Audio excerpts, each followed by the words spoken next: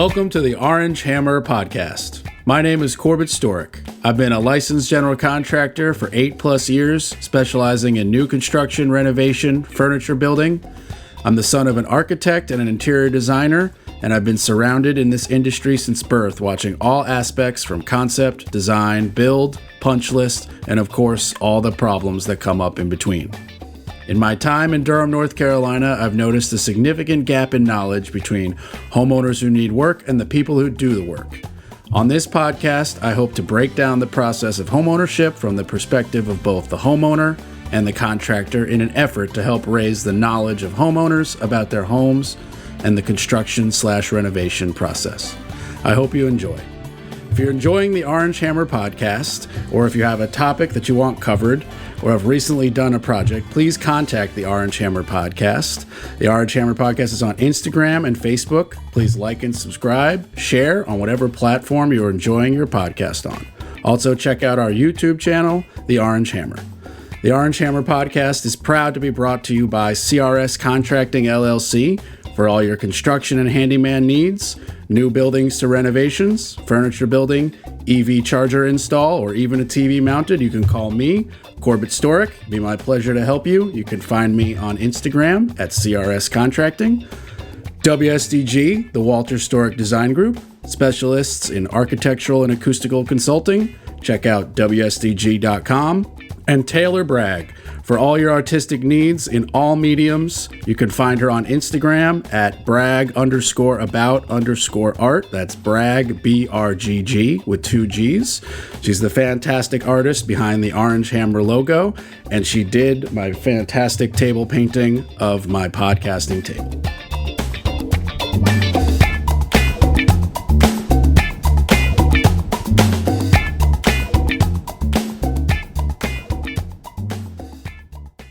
The Orange Hammer Podcast is proud to be brought to you by Stacy Sloan with Keller Williams Elite Realty, proudly serving the Durham and Triangle area for 25 years. Call Stacy at 919-972-1180. The Orange Hammer Podcast is proud to be brought to you by Rachel Z with Rachel Z Real Estate Team Realty. From the Triangle to the Triad, call Rachel Z at 919-323-6068. All right, welcome, Orange Hammer Podcast Nation. We are here with Mark Armstrong of, is it Wow One Day Painting or just One Day Painting? You nailed it. Wow One Day Painting. Wow One Day, okay. Yep. I honestly wasn't 100% sure if the wow was just part of the business card I grab or the name. Yeah. No, that is the name, and much like when you buy a car, you suddenly notice every other same car on the road that you didn't. Now I notice how many times I say wow or how many times people exclaim wow. That always stands out to me. Yeah, it's a pretty common exclamation word or whatever. Yeah. Okay, so let's just jump right in. How long you been are you owner, operator, manager? Where are you on the totem pole? I'm the franchise owner. There are 3 of us in the Triangle, and I was the third into the party. But yeah, I've been in it 2.5 years. Transitioned out of being a sports broadcaster, local sports anchor for my entire adult life, and so it's been a huge learning curve and lots of adventures and ups and downs and everything all around. Okay, so let's jump back then further, because as much as it has nothing to do with construction or homeownership, I am a huge sports fan and I love the sports broadcasting aspect. My favorite player, Paul O'Neill, became the sports broadcaster for the New York Yankees, so it just made it even all the more interesting. Did you go to school for like communications or sports management or anything related to that? Nothing. No. Okay. I started out as an English major. I thought I wanted to be a sports writer in high school, and then went for English in Canada, where I grew up. Had 1 year of university there before my family relocated to Salt Lake City, Utah. So I transferred down to University of Utah and started out in the communications program, but didn't enjoy any of the classes or the teachers, and took a couple history classes that I absolutely loved. So I was a history major. Okay. But knowing full well as I took history classes that was going to have nothing to do with what I wanted to do for a living. I just enjoyed them far more than I enjoyed the communications classes, and I could get into broadcasting without any kind of formal education, because once you start interning and stuff like that, that's how you build your resume tape and crack into that business. Gotcha. So what was the breakthrough first job in sportscasting for who and like what level? Yep. So I interned in Salt Lake City for a sports radio station that came on the air. And then through that, I got internships at the local CBS affiliate in Salt Lake City. And about 9 months after that, I had my resume tape together and was very fortunate. This is back in 1997, 98. Most people were sending out, this is when you still had to mail out VHS resume tapes. You know, you didn't just have your own website people could check out. People would send out 300 tapes all over the country to try and land their first job. I sent one tape to the bustling metropolis of Idaho Falls, Pocatello, which is a TV market, and got hired. And so I was the weekend sports anchor at KIFI, the ABC affiliate in Idaho Falls, Pocatello. Was my first job, making the king's ransom of $15,500 a year. So weekend sports anchor. So you're not calling play-by-play? No. You're the one that chimes in when the game's over. Right. I'm Champ Kind, who comes on your local news at 6, 10, and 11. And wraps up the local sports. Whammy, exactly. All day. Got it. Yeah. Okay. So this was radio or TV? TV. Okay. Yep. Cool. Yep. So did you have to learn how to do like green screen stuff? No, that's more the weather people. That's the weather guy. Yeah. Okay. I was on the desk.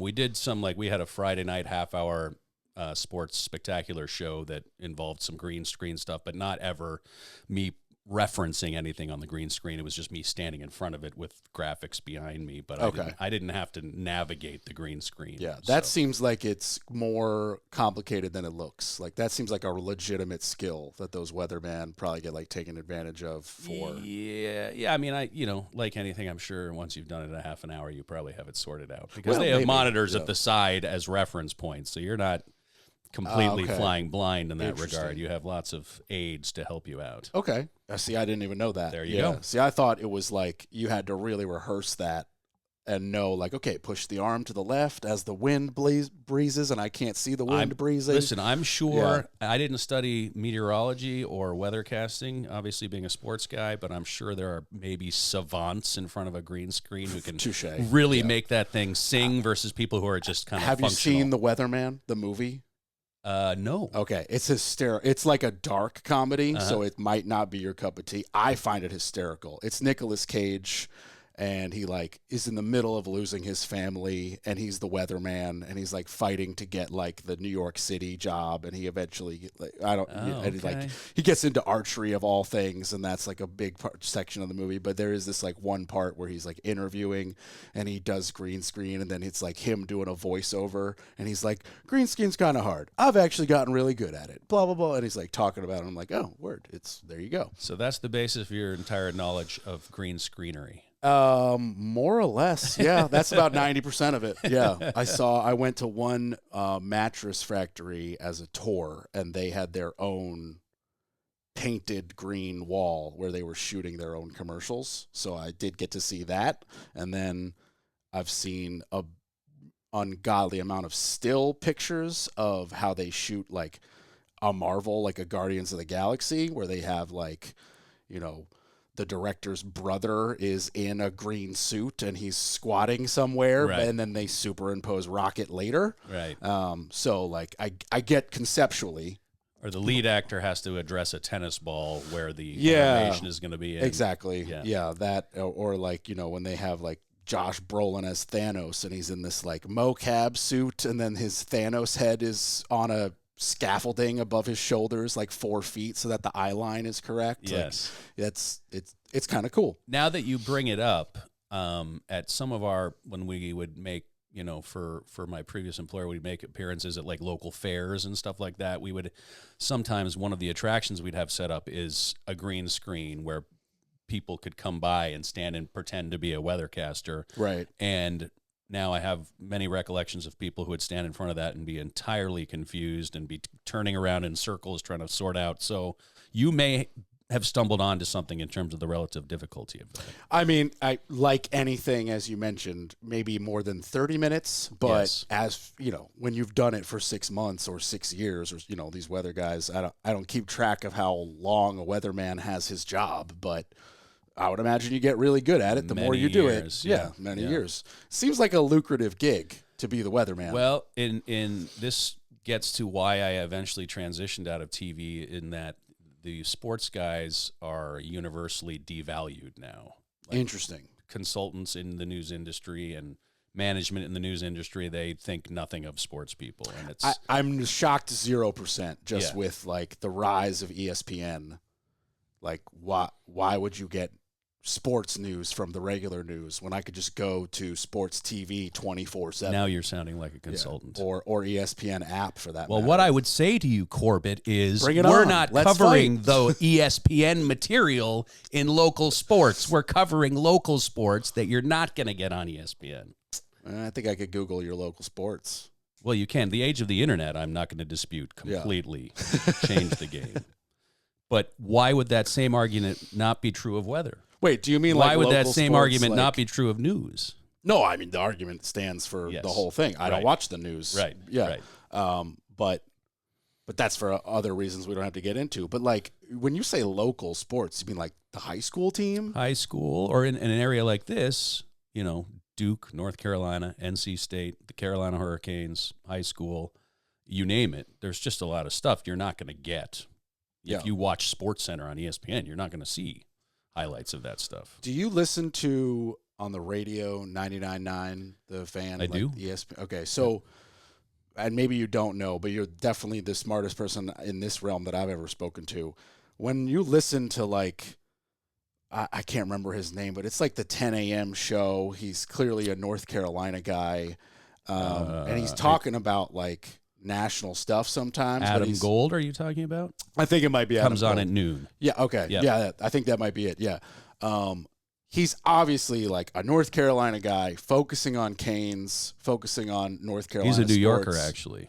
But Like- he's been here for 27 But years. yeah, okay. I didn't actually know he was a Yeah. New Yorker, which is even more upsetting because I've called in twice to talk about Rangers versus Canes, and he hasn't taken my call. I've sat on hold for like an hour. Well, I'll put in a word with Adam. I know Yeah, him, you better. so he will take your call the next yeah, time. yeah, tell him I want his seats for the Canes games. Apparently, they're really good.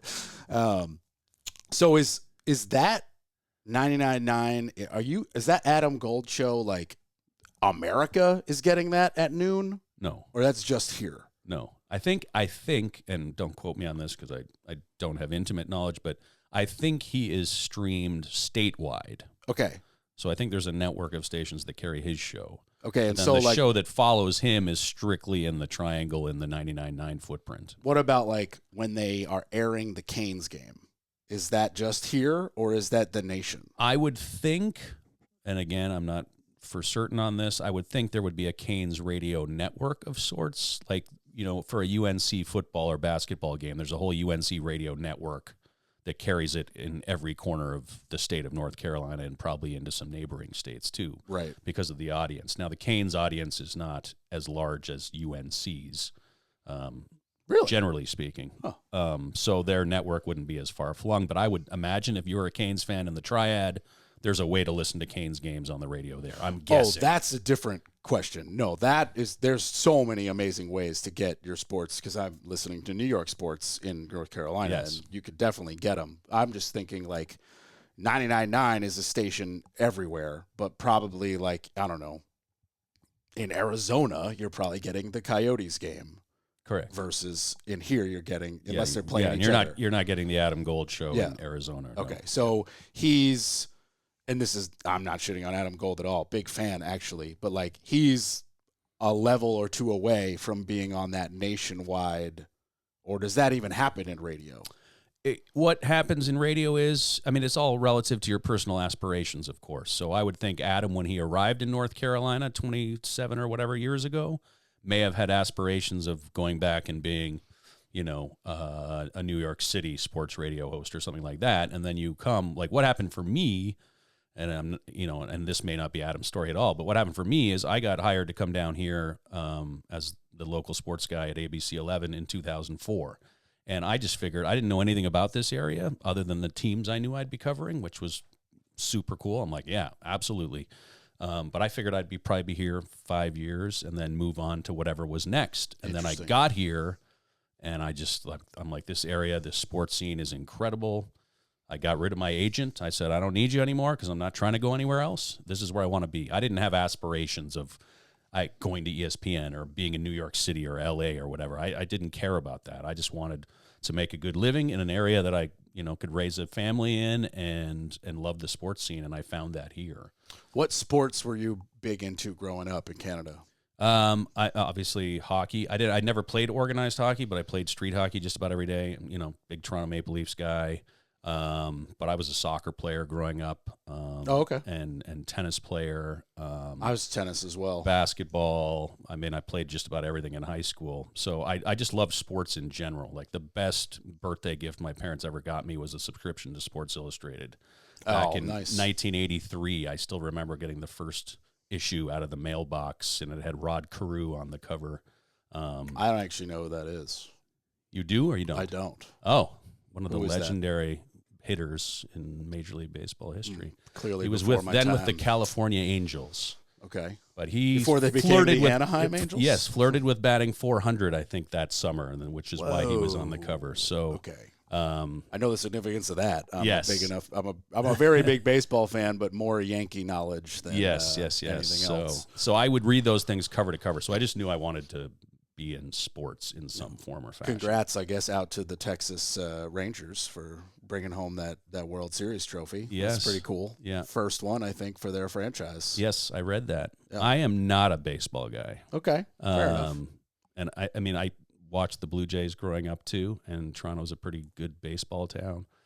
But yeah, Major League Baseball just doesn't float my boat. Okay, so no real opinions on the rule changes then, if you're not a huge fan. I have an opinion that it made a huge positive difference, I think, because the length of those games and one of my main issues with baseball is nothing happens. You sit and you watch and nothing happens for hours on end. Yeah, my pops and I, we're more old school in that, like, we didn't think it was too long. We loved it.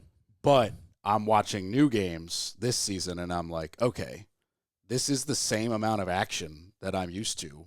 We just shortened the clock. Like, we didn't lose any action. We just made it a little bit quicker, a little bit snappier. And you kind of know what you're getting into when you sit down to watch a game now. Like, one of the great things, and soccer's the sport closest to my heart, but even if you don't like soccer, you know what you're getting into if you sit down to watch a soccer game. It's going to be 2 hours. Yeah. And it's not gonna be 3.5 hours. It's not gonna be 4 hours and 15 minutes. It's gonna be 2 hours. Yeah, that's why I like hockey as well. Like it's like that's gonna be 2.5 hours. There are double overtime games that are insane, but even now regular season doesn't do that anymore. So it's like, okay, we're doing a 5-minute overtime, maybe a shootout at the max, like 20 minutes to get out of the parking, and like we're in and out in 3 hours, like at max. Yeah, it's pretty great. Yeah, I became a huge hockey fan when my brother started playing it as a kid.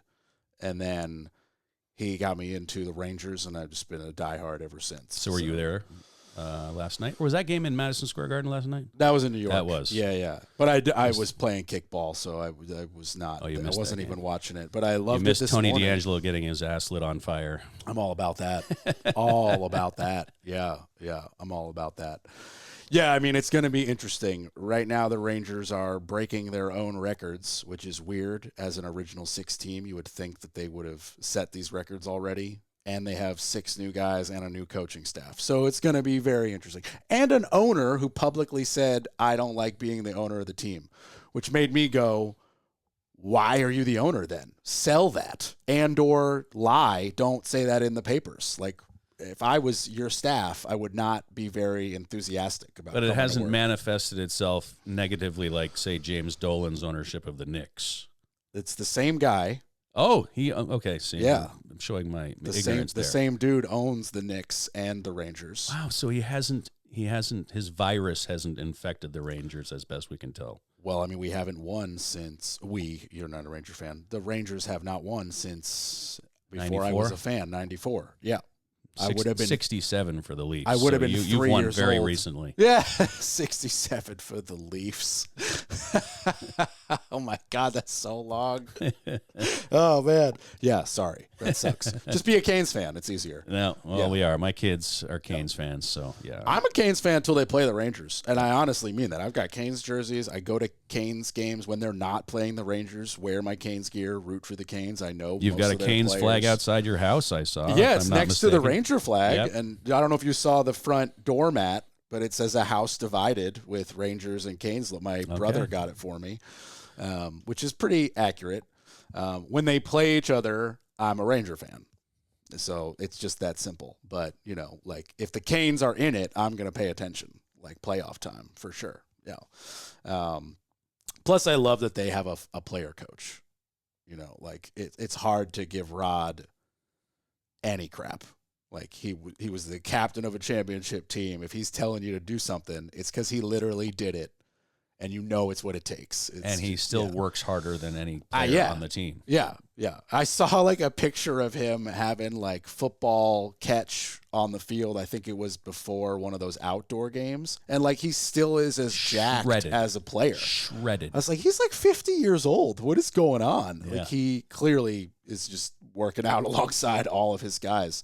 I'm trying not to take that personally the way you said, like 50. I'm 51. Okay, well, you look like you're in good shape, former soccer player. No. not in as good shape as as soon as I turned 50, that whole metabolism slowing down thing is not a lie. Oh, it just like overnight, huh? God, everything sticks to me. But cool, I'm going to look it's a forward story to for that. another day. Yeah. All right. 18 years to go. I'm going to start a clock now on my phone, a little countdown. Okay, so now I'd like to talk a little bit about the transition. So you have, to the outside world, a nice, cushy job as a sportscaster. To the inside world, it seems like very undervalued, which probably translates to a lack of pay and a lack of benefits and all that other stuff that leads you to want to transition out of it. Is there anything beyond what I just said that led to the transition? Yeah, I would characterize it. There was no lack of pay or lack of benefits. I was very, relatively handsomely compensated, and my station is owned by Disney. So the benefits of that were awesome as well. I just didn't see, with the way the business was headed, my job wasn't under immediate threat. But I didn't see any way I was just going to work another 10 years and then retire and walk off into the sunset as a sportscaster. So I thought, while it wasn't, again, in the immediate, I thought probably within 5 years, my name and salary might be circled on the balance sheet of the station. And, I just made the decision that, and then the nature of the business was just changing where, I had covered so many cool things, and there wasn't going to be anything I could cover going forward that was going to be any cooler than the stuff I had already done, and my time kept shrinking on the air. And, I just kind of saw the writing on the wall. So I said, before the decision is made for me, at whatever juncture that may happen, I'm going to make the decision what the next step in my life was. And my wife and I had already made the family decision that we loved Raleigh, and this is home, so I wasn't going to seek out some other sportscasting job somewhere else or anything like that. So then the decision was, what do I do next? And I didn't want to work in some sports adjacent job as a PR person or something like that. So long story short, as best I can, I have a childhood friend in Toronto where I grew up who is a WoW franchise owner, and I had kind of passively watched him grow his business on Facebook and reached out to him and said, hey, do you mind giving me some time and talk about what this is all about? So we talked one Sunday for about an hour and change, and he just couldn't say enough good things about WoW as a company and the support and the infrastructure and the systems and processes and all that stuff, and how invested they are in making sure you can succeed as best they can. And so I was really intrigued by that and went down the franchise development path and just never saw a reason to get off the path. And is it a Canadian company? It's a Canadian company based out of Vancouver. Their signature first brand, the umbrella company is called O2E, Ordinary to Extraordinary, and their first brand is 1-800-GOT-JUNK, which everybody has heard of, Hoarders. which is the largest junk company in the world. Yeah, I actually used them once. Yep. Yep, and they've expanded into Australia and stuff now. They're obviously all over North America. And then Wow One Day Painting is their second brand, and then they've got a third brand called Shack Shine, which is like house detailing, gutter cleaning, window washing, Christmas light hanging, stuff like this. So I never in a million years would have considered just starting my own painting company from the ground up because I didn't know anything about anything. But the idea of buying into a proven formula with all the support structures and training and infrastructure of call center and, the CRMs and all that stuff, I was like, yeah, I can make this work, and went through months of training and all that stuff. And here we are now 2.5 years later. And there's been bumps along the road, of course, and some downs. And I wouldn't say there's been regrets. Like, I've never regretted, because it wasn't a flash decision I made to get out of TV. I thought long and hard about it, and thought long and hard about what I was going to do next, and landed on this. So, but there are days where I'm like, oh man. What was the max time you were getting on camera, and what did it get shrunk to? When I started in 2004, I would do 3 minutes in the 6 o'clock news and 3 minutes and 30 seconds in the 10 and 11 o'clock news. We didn't have a 10 o'clock news when I first started, but that was added. And by the end, a lot of times I was doing like a minute at 6 and 2 minutes in the late news. So basically carved almost in half. And then what were some of those unforgettable top shelf sports moments you already covered that led you to be like, I'm not going to top this ever again? Yeah. Well, I mean, I started in October of 2004. UNC wins the national title in the spring of 2005.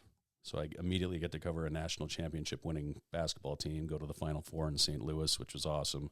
And then 2005 summer, the U.S. Open comes to Pinehurst. So I get to cover U.S. Open golf down there. Summer of 2006, the Hurricanes win the Stanley Cup, which to this day remains the most fun I've ever had covering something, from Montreal through Edmonton, Buffalo, and then the Cup here. And I mean, the best story I can tell is the night they won the Cup in 2006. I did all my work. I had to do all my live shots, sent my story back for the morning news. And me and my buddies were like, all right, where should we go to have fun with the after party of this? We were like, well, let's go down to Glenwood South, Sullivan's. We knew a lot of the players would go to Sullivan's Steakhouse. And so we went down that direction. And at about 1 a.m, my camera guy, Charlie, and I'm forever indebted to him for this and many other reasons, but he calls and he's like, you got to get back to the arena, then called RBC Center, now PNC Arena. So you got to get back to the arena. We're in the after party with the players, and the Stanley Cup's here. So I grabbed my buddies, and we jumped back in the car and raced back to the arena, and we were in the second floor of the RBC Center drinking out of the Stanley Cup and talking to Rod Brindamore and all the other players on that team, the Eric Coles and all those guys.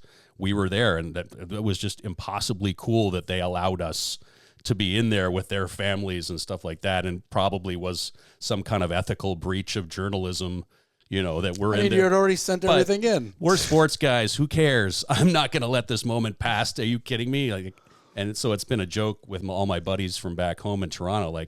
I had to move to Raleigh, North Carolina to cover a Stanley Cup winning hockey team. Yeah, that's definitely, I would give you shit for that if I was, although it'd be the other way around. You get to give all your homeboys shit because they're in the town that should win. Yes. And it's going to never happen. We never do. Yeah. Yeah, you never will. Yep. No. So that's just a couple. I mean, and I've covered obviously the 2009 Tar Heel Championship, the 10 Duke Championship, the 15 Duke Championship, the 17 UNC Championship, other Hurricanes playoff runs, great high school stories, and just meeting people around the community and telling awesome stories. So it was, I lived the dream that I had as a high schooler to be a sportscaster. I got to do that. So I feel like I lived that life, and I can put a bow on it. And then while I'm young enough to pour myself into something new, transitioned into what I'm doing now. Were you gone already when Zion went through Duke? No, I was there. So I got to, I mean, that's another example. I'm never going to see a phenomenon like what Zion Williamson was. I'm not even a basketball guy, but even I could see that was something special. And it's so disappointing how he hasn't really panned out in the professional arenas. mostly it seems like to Health related. weight and injuries Yeah. of like he's just that jacked and his knees are like, yo, I can't do this, man. Yeah. Like, No, should- to see he should somebody go to his bodybuilding. shape. Yeah, to see the way he's built, and just to see the level of explosion he brought to. Yeah. Because everybody's like, well, of course he can bully people in high school, but wait till he's in college and everybody else is also big. And then he bullied everybody in college. And then they say, well, okay, he bullied people in college, but when you're in the NBA, this is the best. And then he bullies people the same way at every level. Yeah, no, if his knees could take it, Yes. he would be, or he has the potential of being, one of those names that goes down with the Jordans, the Kobes, the Shaquille O'Neals, maybe he still has the time. I don't know. I don't keep up well enough with how bad his knees are and how much time he's played and if he's like one of those teams. Also, I never hear anything good about New Orleans going to the playoffs or deep into a playoff run. Yeah. It's not usually one of the teams where we're like, oh yeah, New Orleans, once again, they're in the finals. Like, no, you don't hear that regularly. He was a fun, just a nice guy too to talk to. Like he was cool. A fun dude, and being in the locker room, because I would get assigned each year at the end of the season. I would get assigned along with Charlie, whom I mentioned earlier, to cover the team that we thought had the potential to go farthest into the NCAA tournament. So we were, of course, with Duke that year because they had not only Zion but R.J. Barrett and Cam Reddish and that's a team that, could have been knocked out the first round, could have been knocked out the second round, and did get knocked out in the third round. It's still amazing to me that that was not a Final Four team, but the absolute frenzy in the locker room to get to Zion Williamson after every one of those games was like nothing I experienced. Yeah, that you talk about preparing him for what it's like to be in the pros, of just cameras in your face. Yeah, he seemed, I have no relationship with Zion whatsoever, never met the man, but he seemed to handle it pretty well, Yep. So it sounds like the transition really came with some aggressive long-term thinking, because you said a couple of times that your job was really kind of handsomely paid and your being run off was not in the immediate future, but you kind of saw it well down the road, but you were like, it's still in my best interest to start this thought process soon. What goes into that kind of thinking? Because I know there's a huge fear for people who want to transition from not necessarily, you're not an example of somebody transitioning from a bad job to a good job, but somebody might be in a bad job and they want to transition into a good job, or they might have an okay job and they want to transition into starting their own thing. And there's a lot of fear there. And of course, motivational type people will just be like, well, you just got to start, take one step, divide it into 6 steps and just do one. And, that's so easy to say, but it's really hard to do. And not only did you do it, you did it successfully, but you did it, not willy-nilly and while you had a nice cushy thing going on. So can you maybe expand a little bit about what the thought process was like? Did you have, many long conversations with your family, or what was that like? Yeah. There was, I don't think I'm using hyperbole. There was terror about stepping off that ledge and walking away from a every 2 weeks paycheck and the benefits. And I've got 3 kids at home. It's not just me, or not just me and my wife.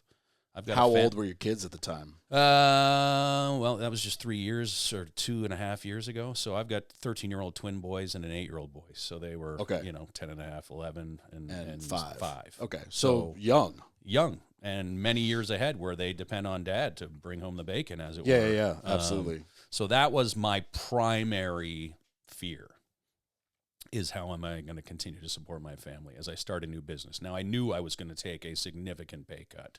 Does your wife work, or she's stay My at wife home? has her own business, Okay. but she's a stay-at-home mom as well. She's a prototypical superwoman at home, running her own business and also running the house. And Okay.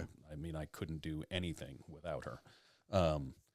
But yeah, so that was the thing, is I'm like, okay, and I remember asking that question many times throughout the franchise development process and throughout training.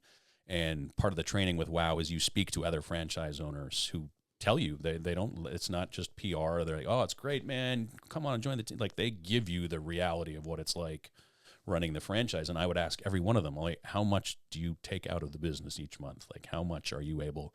Because I've got my monthly nut of bills that I need to cover one way or the other. So, but I just decided, all right, I'm going to take a pay cut in the immediate, but down the road, if I do this right and I see the potential for this, the pay will come, and we'll get back to that level of income that we enjoyed before. But that was definitely like the main consideration. In addition, did you get back? No, not yet. Not yet. No, not even close yet. But I still believe all the reasons I chose this. I mean, the reason I chose to do this, in addition to that conversation I had with my buddy that I talked about earlier, is I mean, the promise of the triangle, just how it's exploding, right? How many people are moving here? So for any kind of home service like this, and all the new expansion of areas out into, the Fuquays, the Garners, the Holly Springs, can't build fast enough. That's all the areas that I service. So that, and then I like the fact that Silicon Valley can't innovate beyond painting. Right. You can't automate painting. You can't AI painting. And by the time they figure that out, I'll be long gone. So that nature of it, because, we talked earlier too about how technology, the internet. You didn't see that painting robot that came out last month? I'm just kidding. But we talked about how it was Elon Musk. He just was like, I need to automate painting. This is ridiculous. I know, now that I've said it, somebody is listening. Yeah, right. Go, all right. AI is listening. I'm going to show this guy. Yeah. AI is listening. That's who's listening. Yeah. Yeah. My cell phone next to me is already cranking up something. Yeah, there's a prototype in the works. You've seen Terminator. So that was a consideration why I ultimately thought this would be a really potentially very successful thing to do, and that I still feel very strongly about that. This year has been much softer than last year. My first calendar year last year, I was like, oh, this is going to be so easy. I mean, I made the right choice. This is so easy. And then this year, cruising along the same way, and then suddenly end of July or end of June, suddenly the market really softened in painting. And interesting. It's industry-wide. And now I'm sure there are some people that are still plowing forward, doing great, whatever. But I just know that my numbers suddenly went, phew, like my estimates just dropped off the map. Like I jumped off a cliff, like somebody had just turned off the lights. I've never been busier my whole life. So I don't, but awesome. I think it's because I'm a small time by comparison, but people who call me are very quickly realizing that, like, I may be a small time, but I will build you $1 million custom home all the same, and the quality will actually be better because I am small time. So I have, you have your hand in everything. Yeah, and also if I take on that job, that's my only job. Yes. Let's do it. It's going to take 8 months. Like, let's go. Yeah. And you'll paint it for me, Yeah. What were like the top, other than the significant known salary differences, what were like the top 3 challenges that you faced opening the franchise? Starting with a knowledge base about painting of absolutely zero. Okay, so there's a lot of franchises you could have picked, but you went with a random Canadian painting company. Like, you didn't open a McDonald's, which is more tried and true and proven, or a Chick-fil-A that prints more money than I could even dream about, but I'm not a good old boy Catholic man, so they won't let me open one. Or like an automated car wash, which prints so much money. So I drive by those things sometimes and go, oh, that looks like it would have been a good way to go too. It is. Yeah. It is an incredible, I mean, I hate seeing them because I am like, damn, that's a great piece of land that I wish was a one-off restaurant that I could go visit. But as far as capitalist society and whoever owns that, that's a smart dude. Like, he's got to go by once a day, once a week, whatever, and empty coin buckets. Or just storage facilities. Yeah, storage facility. My buddy and I in college were like, we should open one. Let's put our money together and open one. And we just talked about it and talked about it and talked about it. And then life took us in different directions. Yeah. And we never did it. And like, it's such a regret because they just print money. Yep. I remember renting from a storage unit in Oneonta, New York, summer between 2 years of college to store everything between apartments. And they didn't even have an office on site. The office was in the Ace Hardware, 20 minutes away from the storage unit. Yeah. So I was like, you don't even have a guy here. You have one security light, no heat, no air, bunch of padlocks. Like they don't even supply the lock. Like I was like, this is hysterical. They built steel buildings with 12 dividers and a concrete pad. No. I was like, I could have built this in 4 days. There are lots of things in retrospect. For sure. Yeah, for sure. And I'm not blessed with, whatever, supernatural being some kind of a seer to see what seems obvious next. So was it really your friend who was the push and drive? There's lots of people who go to like franchise brokers and get presented with a multitude of different options, and I just never went that route. I talked to my buddy, and he said only good things about it, and he told me the hard parts about it too. As with anything, it's all about the people that you hire and the teams that you put together.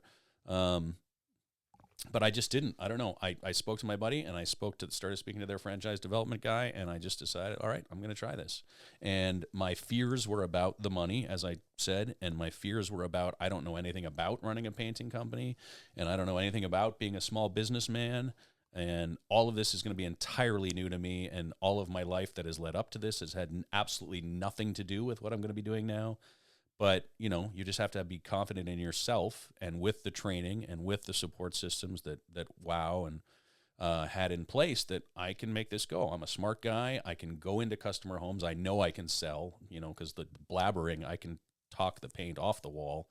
I thought that part would come very naturally to me, just, dealing face-to-face with customers and stuff like that. So I just had to, take the step and just do it. And I've, like I told you, there's been a lot of days where I'm like, oh man, what did I get myself into? But there's lots of days when I'm driving my twins to soccer practice at 4:30 in the afternoon, something I never would have been able to do in my previous job, where I'm like, this is why I'm doing this now. And no, I'm not making as much money at this point as I was before, but these things, like driving my kids to practice, like being at their tournaments without having to take time off, with this is the stuff that matters, because these kids are not going to be in my house for all that much longer, and so I'm not going to get this time back. So that's been huge to me.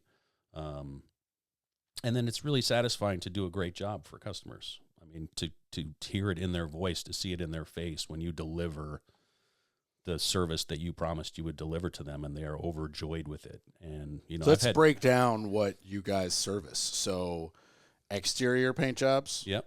Brick. Yep. Do you have a brick stain? Well, there's brick paint. There's lime wash products. There's Roma Bio, which is like a kind of binds with the brick. So there's lots of different options there. But you don't have a brick stain. I only know one company, and it's because they make their own. So yeah, they happen to be Canadian, so I thought maybe you shared. No, that's not something we've done thus far. So a lot of times I'm kind of learning on the fly, and that's where you depend on. I mean, I've got my reps at all the different paint companies that are very knowledgeable, and I never misrepresent myself to. I've got a degree of expertise over a normal person, and most customers I know more about painting than they do. But I never overrepresent that I'm some know-it-all about painting. If somebody asks me a question or a customer has a situation, I'll say, listen, I have not dealt with this before, but I've got a whole network of people that I can talk to that will know exactly what we need to do with this. And I think people appreciate that. BSing only gets you so far, and at some point you're gonna, somebody's gonna pull your pants down and see that you're BSing, and so I never do that. So you guys have, do you have your own like proprietary paint from the Canadian company, or you just use like Sherwin-Williams, Benjamin Moore, PPG? Yeah. Okay. Yep. I would assume interior. Yeah. That's our bread and butter. That's 90% of what we do is interior residential repaint. Like, we're not in the new build business. Okay. We're not in there spraying new construction. We don't do that. Like, you can't or you won't? It's just a different side of the business that we're not in, because, I mean, it's really pennies on the dollar. Or, I've had, when I first started, I would occasionally get estimate requests from like an apartment community, come out, when I was starting out, I'm like, oh, this will be great, totally recurring business, constantly turning over these apartments. And then I walk in and they would show me like a 2-bedroom, 2-bath apartment, and I would estimate it using our, estimating platform and get to a number. I think it was like $2,100 to paint like the walls and trim or something of this apartment. And the guy told me they wanted to pay $300. And there are people who will do that, just go in there and overnight and spray 5 apartments in one night. Mm. But that's not a segment of the business that we're in. Do you guys not use sprayers at all? No, we use sprayers, okay. but that's just, and I'm not talking down about it. It's just it's a different segment of the business that we're not in. We're residential repaint. 90% of that is interior, and we do exteriors too. That part of the business, I haven't gotten nearly as many requests in my 2.5 years as we do interior. And then I'm building out commercial stuff too. Like we're not in the business of painting the interior of a Costco or a Walmart or anything like that yet, but doing dentist's office, insurance offices, things like this. So what about like repainting cabinets?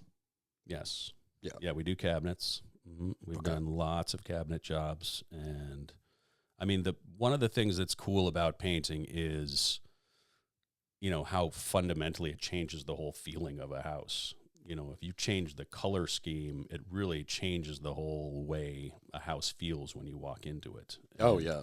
So, especially if you don't have, especially like when you're talking specifically like a kitchen and you don't necessarily have the money to do new cabinets, but you could maybe do new countertops, new hardware, and maybe a new backsplash and then paint. Yep. Or paint the cabinets. But even if you couldn't paint the cabinets, everything else, like you can really just completely adjust. Like my kitchen, those cabinets are original, haven't been painted, but I got new hardware, new tops, new sink, new backsplash, and new wall color. And it is completely different. Yeah. Like there's a before and after somewhere on my Instagram of the house when I bought it with this school bus orange wall and Formica countertops and that classic split sink. And it looked, and like single knob handles, and it looked terrible. Like it looked like very cheap. And I was like, okay, I don't need any more cabinets. I don't need any more space. These are all great, in great solid condition. Let's figure this out. So one thing after another. And it truly can be like a cleansing thing, just changing a color. Yeah. I mean, the most common cabinet job we do is people with some kind of natural wood cabinets, that look a little dated or they're really dark or whatever. And then the most common request we get is to paint those white. Yeah, white or a really light gray. That's just what's in right now. completely changes the whole space. Yeah, and brightens everything and completely. brightens. And we did one really cool one that I really liked the look of. It was all dark natural wood, and she had us do the top layer of the cabinets all white, and then the lower in this kind of emerald green. That's that cool. Ended up looking really cool to me, I thought too. Yeah. So I could never handle a two-tone kitchen, but I appreciate that they are there and that some people like it. And it was kind of specific to this house. Like they had a giant stone fireplace, not too like right off the kitchen and stuff. It just really fit the whole aesthetic of the home, I thought. Could you paint a stone fireplace? Yeah, we painted that stone fireplace cool. too. So yeah, Nice. yeah. So if it can be painted, you can find a way. We find a way. Yeah. Exactly. Yes. I'm assuming we stop at like cars. I mean, if somebody requested it, I'd look into it. But yeah, no, we have not done any cars yet. So when you do cabinets, do you take the face off the drawer and take the doors and bring them to your studio, or do you set up a paint booth in their garage, or if they don't have a garage, in the driveway? Like how do you operate? Yes. I don't have a storefront at this point. The business is run out of my house. So when we do cabinets, by and large, we do that at the customer's house in the garage, or I mean, you basically outlined it. Yeah. So we take them all off, take all the doors, and then you obviously completely blanket everything in plastic in the kitchen. You blanket off with plastic all the interior of the cabinets, and then spray the frames, and then sand down, prime, sand, paint. It's a multi-day paint, process. sand, paint. Yeah, So the one day is out the door when we're doing one kitchen day cabinets. does not apply when it comes to cabinets. No. No. And nor could it. I'm just giving you shit. Yeah, but but that's a common question that we get. I mean, wow, one day painting is a great marketing hook, and the signs pop, the lime green that say wow when I put those on the at intersection corners and stuff like that. But depending on the scope of the project, and as I grow this business, maybe talk to me 5 years down the road, and I could do a massive project in one day. Like we had a guy up in Calgary paint the entire exterior of a whole apartment complex in one day. He had like 35 painters on the job and 30 different sprayers. I mean, if you want to throw enough people at it, yes, sure. right. Yeah, okay. But you have to also be able to support those 30 painters, full-time employees. So exactly. You're doing it right. Get the work first and then grow. It's Yes. not that complicated. Yes. How many guys do you have now? I have 4 guys on payroll, and then supplement that with guys that and women that I've built a relationship over the 2.5 years. Kind of part-time as sub demand as necessitates it. Yes. So you got a couple 1099 guys. Yep. Yeah. Yep. Okay. Yep. So I've never sent anybody. The way I kind of bring people into the team is, on an exterior job or a deck or something like that. Like I never send somebody into somebody's home that I haven't had work, on an exterior or something first, so I can get a feel for the person. Okay. Because it's a very intimate thing to go into people's homes. Yeah. And who's where taking they the live. stuff out of the kitchen cabinets? Do the customer or do you? No, the customer generally will do that. Okay. But we've done cabinet jobs too where they've left the stuff in there, and then you obviously just mask it all off. Oh, man. But that by would and drive large, me I tell them, nuts. if it's possible, please get the stuff out of the... I would be like, it's not a possible or impossible. It's just like, this is required. Let Yeah. me know when it's empty. Yeah. No, I need to be, and that's something that I've learned to be, because at first you just want to bend over backwards for the customer and not make any demands of them. I was the same way when I But started. you learn at some point you've got to be firm about some things. Like, Yeah. and they ask, what do you need from me? And I used to say, listen, we'll take care of it. And now, if they ask me that question, I say X, Y, Z. Here's what I need from you. Yeah. Here's what you need to do to facilitate what we're going to do for you. I've learned that you will get just some real respect by being like, it might not be exactly what a customer wanted to hear, but you being like, look, I've been doing this a long time and you need to do these 5 things to prep for me. Like, I did the same thing where you just said, I bent over backwards for my employees. I did it for way cheaper than I should have. I took every job, whether I wanted to or not. And now it's like, man, I don't want that job. I'm not going to take it. I'm going to give it to this guy. He'll take the job. Or I'll give them a price that's very, very high because it's a I don't want to do the job price. And then if they say yes, okay, sure, then I'll do it because okay. But that's happened once, literally one time. Or just like, now I charge $100 to come out because it's just like, look, man, if you want a detailed estimate, I got to drive to your house. I got to meet with you. I got to write all this stuff down. I got to drive home. I got to call between 1 and 8 subcontractors, get all their numbers, put it all together, and then I give you that number, and then you just don't do the job. Okay, well, I'm out all of that. So now it's $100, and if you hire me, I take it off at the end, so it becomes a free estimate. But if you don't hire me, now you have a detailed estimate, and I got paid for my time. Yep. That way nobody's really just wasting people's time. And the customers who immediately are like, oh, I can't do that $100. Cool. You're not as serious about doing the job because I'm actually really good at what I do. So I value my time. It's that simple. Like if I go to you, I don't go to the other person. So I need to be fairly compensated. And I mean, I learned that from my electrician who, he may only be coming out to swap an $11 outlet. But it's a $150 service call to just get there. And then it's $12 outlet and my hourly wage. And I needed these extra long screws at 15 cents a pop, like boom, boom, boom, without even sweating. And that's like the favor price. And I was like, oh, okay. So this is just how it works.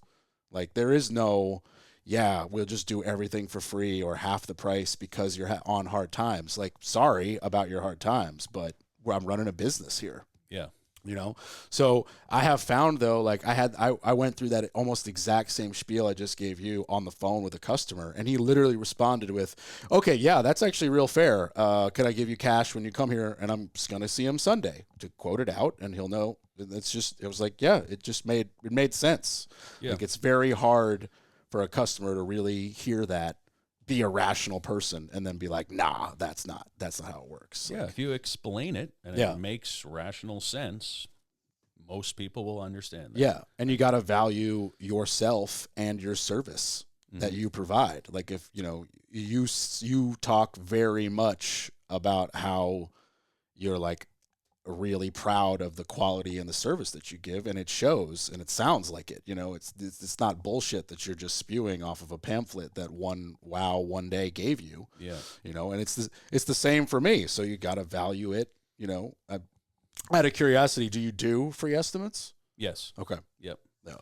Yeah, I do free estimates, absolutely. But yeah, I mean, to what you're saying, I mean, I've taken a loss on, I want to say 4 jobs since we started, because for one reason or another, it became more complicated, or something went wrong. But I'm determined that we're going to ultimately deliver what I told you we're going to deliver, even if I have to take it in the shorts a little bit. It's important to me that people know that it's not my name, it's not Mark Armstrong Painting Company, but it's my business, and I'm going to hold ourselves to a standard that, because we're not, way back at the start of this conversation, like, you're not the cheapest at what you do, I'm not the cheapest at what I do, or no, this is a conversation I was having with another person earlier today. But, if you get 4 bids for painting, I'm probably going to be the second most expensive, maybe the most expensive, depending on the other people that you called. But what you're getting is certainty. And that's what I try to convey to the customers when I'm on the estimate. Yeah, if you're looking strictly for price, I'm not your guy. Yeah. But you're getting certainty that we are going to deliver the job done right to you. Yeah, if that's of value to you, then we'll do that. There are people who, like me, who really value that. I had a returning customer. He was like, hey, man, that job you did in that basement is awesome, but we're getting leaking through this pre-existing door that I didn't touch. And he's like, I want to rip the carpet and put in tile. And I was like, oh, cool, no problem. I was like, I don't even have to come out. Send me the dimensions. I send the square footage to my guy. He'll give me a number. You go buy your own tile. He was like, oh, okay, cool. And I don't remember the exact numbers, but it was like, I don't know, $4,200 or something after it was all in. And he writes back like, hey, I got a buddy who's going to do it for like half that. And I was like, respectfully, and I mean no like harm about you calling me for future stuff, but like, I'll never be the same price as a quote unquote buddy who can do it. Like, my guys are all insured, all bonded. The ones who have licenses have licenses. Tile's not a licensed thing, but you know what I mean. And like, there's just no way that I could ever compete with the buddy. So like, just know that in the future, like I didn't give you a price to insult you. That's what it costs to have like true licensed, bonded, insured professionals do true licensed, insured professional work. And we're going to take all of our trash and like not put it in your can and clean up. And like, you will see the differences between working with the buddy and me. And like, granted, you might get it done and save $2,000, but I can't do it for $2,000. That literally would make zero money. So it's just like, right. That's just the way it is. That's been an interesting thing for me, going into homes and doing the estimates and seeing the reaction at the end when you show them the price for the work, the scope of work that they want. And you get reactions all over the board. Like, the best reaction, of course, is people are like, oh, that's not as much as I thought it would be. Fantastic. I wish every estimate was like that. But then I also get people like, what? Right. And you find out that some people have no notion of what things cost. Other people have a pretty good idea of what things cost. And other people, like the pleasantly surprised people, are the best people, obviously.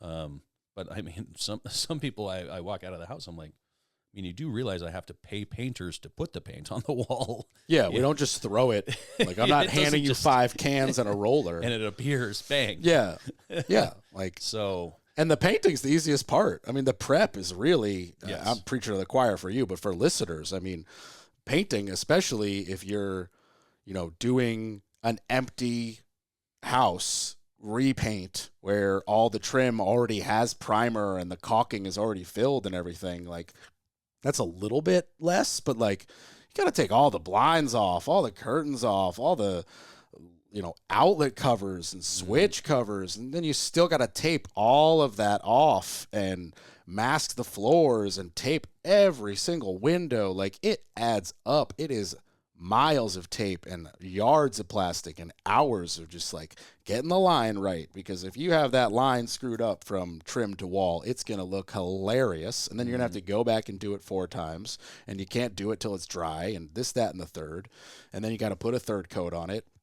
But like if you're doing a new construction, it's even more, because the painters are the dudes who do all the caulk, putty, nail filler. Like the trim carpenter fits that really good and nails it really nicely, but he doesn't putty the holes. That's the painter's job. So it's like, it's a lot more work. Like I've had my painters come in when the trim is done and they don't even start masking stuff. They just spend a whole day with a box of caulk and putty for nail holes, like all the baseboard. And that's been part of the casing. That's been part of my learning process over the 2.5 years, is when because I'm doing all the estimating, is I would come in with these prices, and then my painters would show up and it's like, dude, no, there's a lot more prep we need here than probably what you accounted for. Yep. So I've gotten a lot better at pricing that in for the necessary work. And still sometimes you're going to get surprised, like,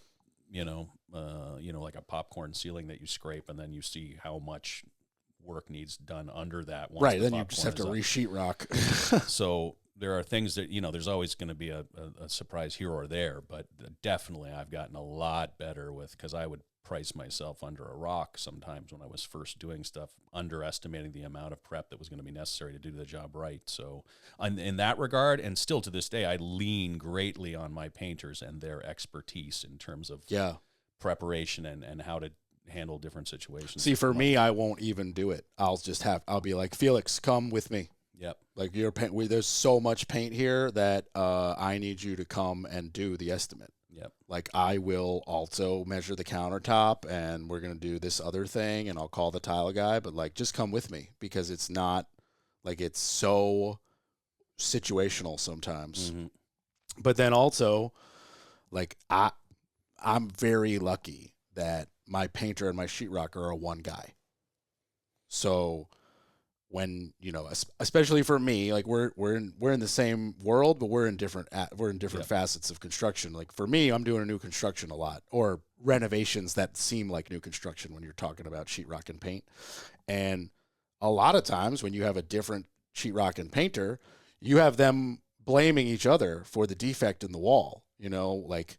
It's actually the primer, says the sheetrocker, or no, it's the sheetrock mud, says the painter. And like when you have it all as one guy, you just get to point at the spot and go, call your sheetrock finisher, call the mud guy, pray to the mud god, get more primer. I actually don't care. Just that spot needs to be fixed. And he just goes, okay, cool, and fixes it. Yep. And so like that is not necessarily something you see saving on like the actual hard line balance sheet.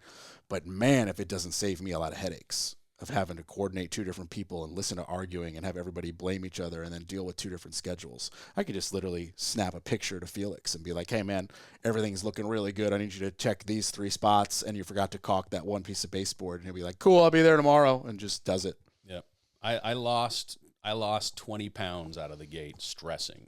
At least you didn't gain 20 stress pounds. Well, once the stress kind of went away a little bit, all the weight came back plus more. But so did you think it was from something better?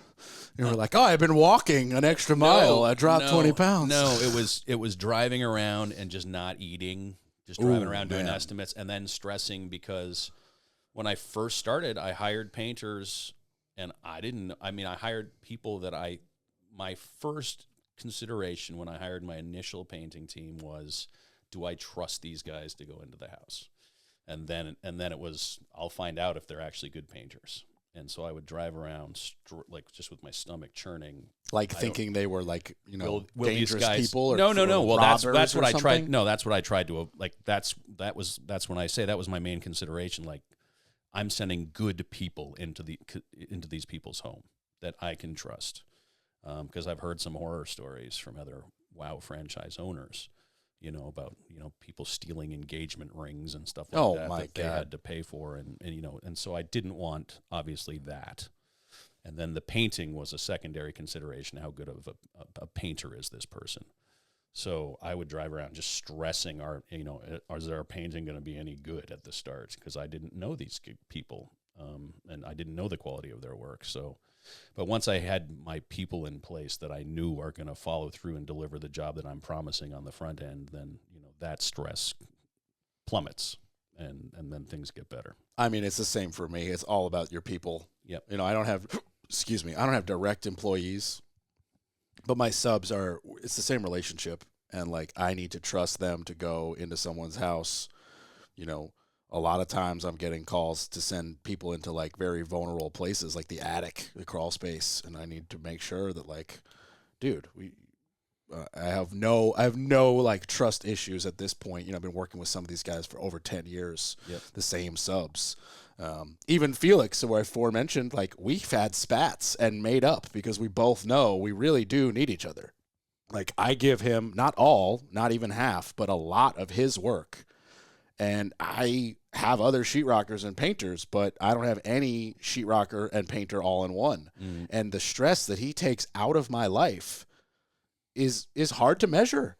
So sometimes he's worth the extra $1,000 because I know that dividing it will be cheaper by the 1,000, but I'm going to have $2,000 worth of stress, but Yep. It's not easy. It's not as easy to quantify that. I'm so happy to pay for peace of mind. Oh my, it's an underrated thing to pay for. Yep. And I don't think people weigh, and this is all people in all jobs all across the world. I don't think people weigh their own time and their own stress appropriately. Like you need to value your time, and sometimes just paying the $150 service. Like, yeah, nobody likes to spend money. We all like to keep our money. It's a great thing to have. But at the end of the day, money's just a commodity, and you have to trade it for stuff. And trading it for a service that gives you an incredible peace of mind, that value is, harder to see because it's not a clear balance sheet thing. But it needs to be something that people look at more. From the peace of mind that I just mentioned from our perspective, and then I started this business and went into it. I said, I really want my employees to know that I value their skill set and that I value them as people too, so that I want to pay them in a way that they feel valued. And it's a reciprocal relationship, obviously. I need you to deliver the job done really, really well and as close to budget as we can do it. And I am more than happy to pay you and reward you for the job well done. And I think, thus far I've been relatively successful at that. I think people like working for me, and so you just find that happy level where it's worth it to them and they feel like they are being fairly compensated because they are very skilled. And I want to reward them for that skill at a level commensurate with what they should earn. Well, at the same time, I'm running a business where I'm trying to make money too. So Yeah, that's well said. So for listeners, real quick, just going over again, everything exterior, everything interior, including cabinets, which not every painter can do. You have your own booth that you'll bring, and no, you're not doing cars. No, not okay, cars. Cool. And how do we contact you? WowOneDay.com. You can request a free estimate through there. Is that going to take you people to you or the other people in the triangle? Once you type in your zip code, it will route to the people. Because I can't remember. We've been chatting for a while now. I can't remember if I said that I'm one of three. Yeah, you did. I did. Okay, yeah. So there are three of us that cover the whole triangle extended. Who's covering Durham? Is that you? Durham is a gentleman named Phil. Okay. Phil Apostolico. And then there's a gentleman named Mike Patneski that covers kind of Raleigh proper. And then I am all of kind of the burbs, and I'm downtown Raleigh randomly too, and I've got several Raleigh zip codes, but between the three of us, you'll get somebody that will come and awesome do a great job for you. Nice. Is there a phone number? Yeah, Instagram? I was just looking to have, I think it's 1-800-WOW-1-DAY, I think. Okay. Don't quote me on that. It's probably on the website. Yes.